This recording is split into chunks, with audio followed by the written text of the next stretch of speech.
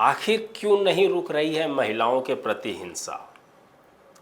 National crime record bureau के अनुसार साल दर साल महिलाओं पर होने वाली घरेलू हिंसा में लगातार बढ़ोतरी नजर आती है।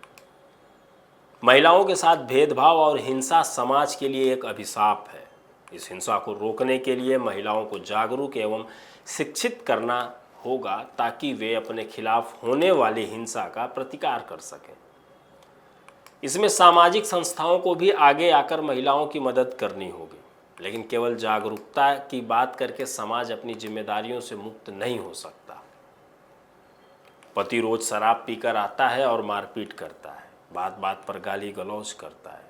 मेरी भावनाओं का उसे जरा भी ख्याल नहीं है। कभी कभी वह सभी के सामने बेइज्जती करने लगता है, जैसे हम पत्नी नहीं उसकी गुलाम है। यह पीड़ा, यह दर्द रामदेवनगर स्लम बस्ती की रहने वाली सुनीता का है। यह दर्द अकेले एक सुनीता का नहीं है, बल्कि देश की हजारों लाखों महिलाओं का है, जो इस सुनीता की तरह रोज अपने पति द्वारा किए जाने वाली हिंसा और शोषण का शिकार होती हैं। यह हिंसा पहले मौखिक रूप से शुरू होती है, जिसे महिलाएं घर का मामला मानकर सहन करती रहती हैं। आगे चलकर यही हिंसा शारीरिक हिंसा में बदल जाती है। आप रोज देखते होंगे अपने आसपास, अगल बगल, खबरों में आपने देखते होंगे, सोशल मीडिया पर आप देखते होंगे किस तरीके से महिलाओं के साथ हिंसा होती है, छेड़छाड़ होती है, रेप, हत्या, मर्डर, बलात्कार। पूरा देश जूझ रहा है। कोलकाता का आपने कांड देखा कि किस तरीके से देशव्यापी आंदोलन हुआ। National crime record bureau NCRB द्वारा 2023 में जारी रिपोर्ट के अनुसार साल 2022 के दौरान महिलाओं के खिलाफ हुए कुल अपराधों के तहत 4,45,256 मामले दर्ज किए गए, जो 2021 के 4,28,278 मामलों की तुलना में 4% वृद्धि को दर्शा रहे हैं। देश में हर घंटे 51 महिलाएं अपराध का शिकार हो रही हैं। इसमें सबसे अधिक यूपी में 3491 मामले दर्ज किए गए हैं, जबकि राजस्थान में महिलाओं के खिलाफ हिंसा के 1834 मामले दर्ज किए गए, जो राज्यों के मामले में 5वें स्थान पर आता है। इतना ही नहीं, देश के बड़े महानगर भी महिलाओं के खिलाफ होने वाली हिंसा से मुक्त नहीं है। 20 लाख से अधिक की आबादी वाली देश के 19 महानगरों में महिलाओं के खिलाफ हिंसा के 4% बढ़े हुए मामले दर्ज किए गए हैं। इन शहरों में 2021 की 4,28,278 की तुलना में 2022 में 4,45,256 मामले दर्ज किए गए। ये बहुत सोचने वाली बात है। ये आंकड़े बताते हैं कि शहर से लेकर गांव और बड़े कॉलोनियों से लेकर स्लम बस्तियों तक महिलाओं के विरुद्ध हिंसा जारी है। आपको एक घटना बताते हैं। राजस्थान की राजधानी जयपुर स्थित बाबा रामदेवनगर कच्ची बस्ती में लैंगिक भेदभाव और हिंसा के काफ़ी अधिक मामले देखने को मिलते हैं। ये डेटा, ये बातें मैं अभी आपको रामदेवनगर कच्ची बस्ती की बताऊंगा, वहाँ की जो स्लम बस्ती है, जो कि राजस्थान के जयपुर यानी कि जो राजधानी है राजस्थान की, मैं वहाँ की घटना आपको आज बता रहा हूँ। वहाँ की घटनाओं के बारे में हम जानने की कोशिश कर रहे हैं कि किस तरीके से नियम कानून इतना मजबूत होने के बावजूद भी देश में महिलाएं असुरक्षित हैं। किस तरीके से कैसी छोटी छोटी बातों पे हिंसा का शिकार हो रही है। अनुसूचित जाति और अनुसूचित जनजाति बहुल रामदेव बस्ती शहर से करीब जयपुर शहर से करीब 10 किलोमीटर दूर गुर्जर की थड़ी इलाके में है। लगभग 500 से अधिक लोगों की आबादी वाले इस बस्ती में लोहार, मिरासी, रद्दी चुनने वाले, फकीर, शादी ब्याह में ढोल बजाने वाले, बांस से सामान बनाने वाले और दिहाड़ी मजदूर का काम करने वाले लोगों की संख्या अधिक है। यहाँ साक्षरता, विशेषकर महिलाओं में साक्षरता की दर काफ़ी कम है। माता पिता लड़कियों को 7वीं से आगे नहीं पढ़ाते हैं, क्योंकि उसके बाद उन्हें रद्दी बीनने, घर के काम करने या फिर छोटे भाई बहन को संभालने में लगा दिया जाता है। 7वीं क्लास से आगे नहीं पढ़ाते, यानी 7वीं क्लास में पढ़ने वाला लड़का या लड़की 10 या 12 साल का होगा। 12 साल के बच्चे को उसको आगे नहीं पढ़ाया जाता है। वो अपने से छोटे भाई बहन को संभालता है। घर में लड़की है तो खाना बनाती है, लड़का है तो कूड़ा बीनने जाता है। आप सोचिए इस देश में बच्चों की स्थिति कैसी कर दी गई है।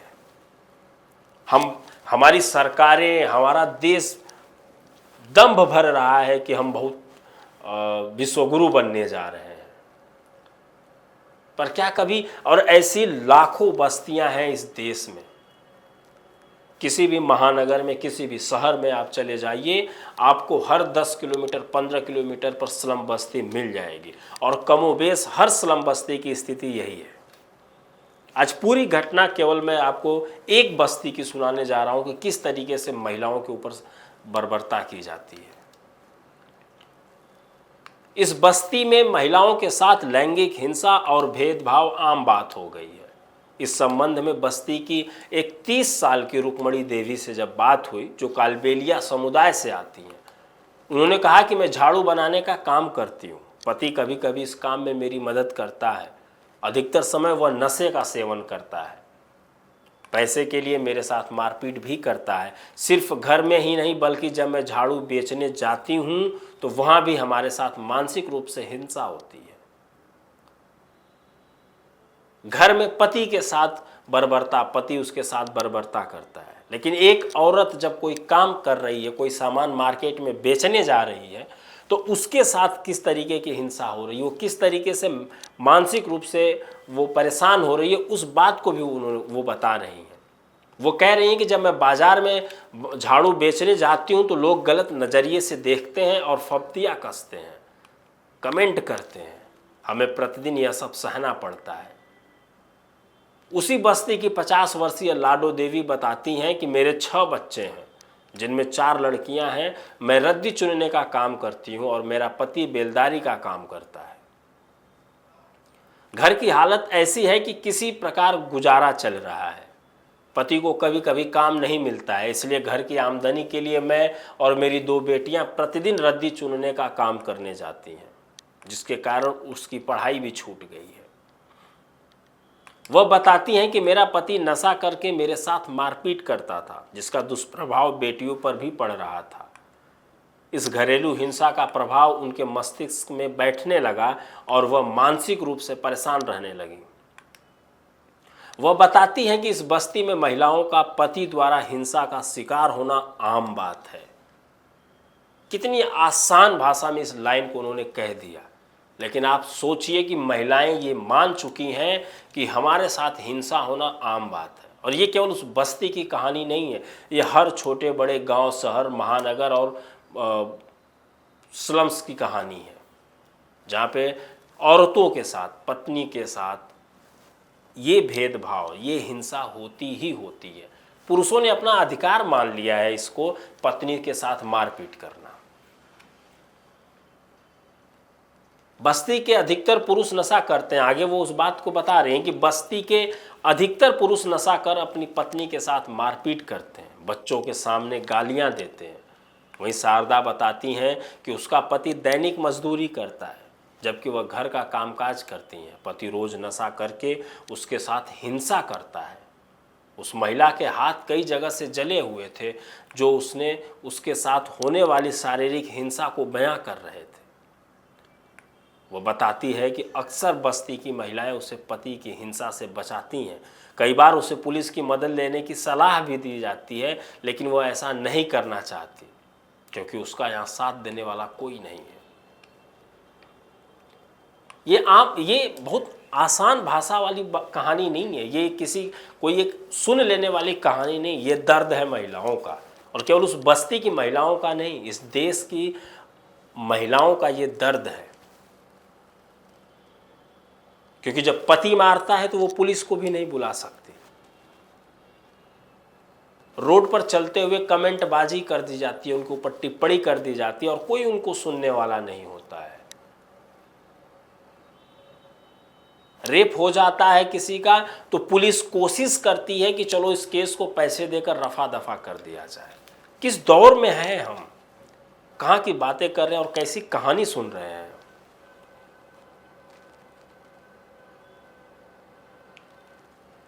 वो कह रहे हैं कि स्लम में उनके साथ मारपीट होती है तो हम पुलिस नहीं बुला सकते, क्योंकि अगर पुलिस बुलाएंगे भी तो हम मेरा सपोर्ट कौन करेगा, मेरा समर्थन कौन देगा, क्योंकि पुलिस तो 1 घंटे 2 घंटे 4 घंटे के लिए आएगी, उसके बाद जब पुलिस चली जाएगी तो फिर मुझे तो रहना पति के साथ ही है। और अगर मैं पति को छोड़ के कहीं जाती भी हूं तो मैं कहां जाऊंगी, मेरा मायका नहीं है।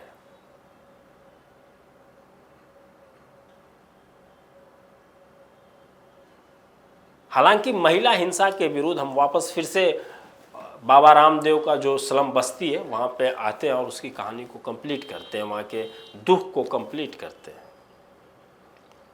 हालांकि महिला हिंसा के विरुद्ध बाबा रामदेव नगर में कई स्वयंसेवी संस्थाएं काम कर रही हैं, जो इन महिलाओं को किसी भी प्रकार की हिंसा के विरुद्ध जागरूक करने और अपनी आवाज़ उठाने का काम करती हैं।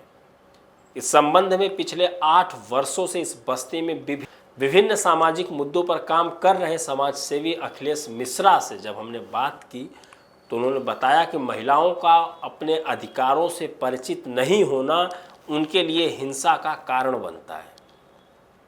हालांकि सरकार द्वारा महिलाओं को लैंगिक हिंसा से बचाने के लिए कई कानून बनाए गए हैं, लेकिन विभिन्न कारणों से महिलाएं इसका प्रयोग नहीं कर पाती हैं। कई महिलाओं के लिए अपने पति के खिलाफ कदम उठाना बड़ी ही कठिनाई भरा काम होता है। इस मामले में न तो उनका समाज उनका साथ देता है और न ही उन्हें घर के अंदर से किसी प्रकार का समर्थन मिलता है। ऐसे में वह पति द्वारा किए जाने वाले अत्याचार को अपनी नियति मानकर सहती हैं। इसका दुष्प्रभाव किशोरियों की मानसिकता पर पड़ता है। वह कहते हैं कि हिंसा के बाद महिलाओं को जागरूक करने से बेहतर है कि उन्हें पहले से इस संबंध में अवगत कराया जाए, उन्हें कानूनी और अन्य जानकारियां उपलब्ध कराई जाए ताकि उन्हें इसका शिकार होने से पहले बचाया जा सके। वास्तव में महिलाओं के साथ भेदभाव और हिंसा समाज के लिए एक अभिशाप है, जिसे समाप्त करने के लिए सामाजिक स्तर पर सहयोग की आवश्यकता है। केवल महिलाओं के लिए जागरूकता की बात करके समाज अपनी जिम्मेदारियों से मुक्त नहीं हो सकता, बल्कि इसे समाप्त करने के लिए सभी को मिलकर काम करने की जरूरत है, ताकि एक समर्थ, समान और लिंगाधारित हिंसा तथा भेदभाव रहित समाज का निर्माण हो सके। महिलाओं के विरुद्ध हिंसा को समाप्त करने के लिए सरकार ने सख्त कदम उठाया है, लेकिन यह एक सामाजिक बुराई है जिसे रोकने और समाप्त करने के लिए समाज को आगे बढ़कर अपनी भूमिका अदा करनी होगी। जब तक हम खुद नहीं सोचेंगे, जब तक हम खुद नहीं अपने आप पर कंट्रोल करेंगे, तब तक हम इस हिंसा को और इस लिंग आधारित हिंसा को हम नहीं रोक सकते, क्योंकि हम तो अपना वर्चस्व, हम पितृसत्तात्मक समाज में जी रहे हैं, जहाँ पे हम ये मानते हैं कि पुरुष ही सब कुछ है, पुरुष सर्वप्रधान है।